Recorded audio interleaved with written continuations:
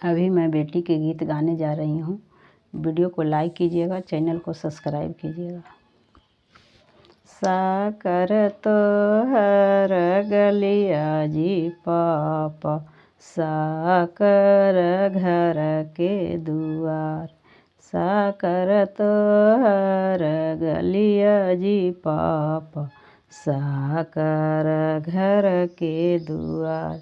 हाथिया जे आई तोर उदासल जी पापा, मांग तो पोखरा खाना। हाथिया जे आई तोर उदासल जी पापा जी, मांग तो पोखरा खाना। सजन लोग आई तोर उदासल जी पापा जी, मांग तो झझम बिछाय। सजन लोग आई तोर उदासल जी पापा जी, मांग थुन झझम बिछाय। साकर हमार चौड़ी हमार गलिया गे बेटी, चौड़ी है घर के दुआर। चौड़ी है कई मोर गलिया गे बेटी, चौड़ी घर के दुआर। हाथिया जे आई तैर उदासल गे बेटी, देवई में पोखरा खाना। हाथिया जे आई तैर उदासल गे बेटी, देवई में पोखरा खाना। सजन लोग आई तन उदासल गे बेटी, देवई में झझम बिछाय। सजन लोग आई तन उदासल गे बेटी, देवई में झझम बिछाय।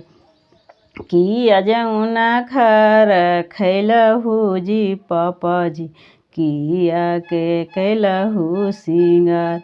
किया जमुना खर खैलहु जी पापा जी, किया के कैलहु सिंगार।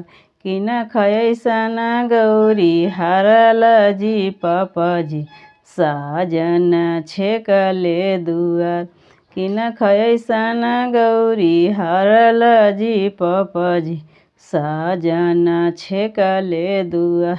पनमा जमुना खर खैलियो गे बेटी, फुलवा के कैलू हन सिंगार। पनमा जमुना खर खैलियो गे बेटी, फुलवा के कैलियो सिंगार। तोहरो ऐसन गौरी हारलू गे बेटी, साजन छेकले दुआर। तोहरो ऐसन गौरी हारलू गे बेटी, साजन छेकले दुआर। पनमा जमुना खर फेरहु जी दादाजी, फुलवा के देहु छितर। पनमा जमुना खर फेरहु जी पापा जी, फुलवा के देहु छितर। पनमा जमुना खर फेरहु जी चाचा जी, फुलवा के देहु छितर। हमरो ऐसन गौरी रखहु जी पापा जी, साजन घर घूरी जाय। हमरो ऐसन गौरी रखहु जी पापा जी, साजन घर घूरी जाय। मेरा वीडियो अच्छा लगा तो चैनल को ज़रूर से ज़रूर सब्सक्राइब कीजिए।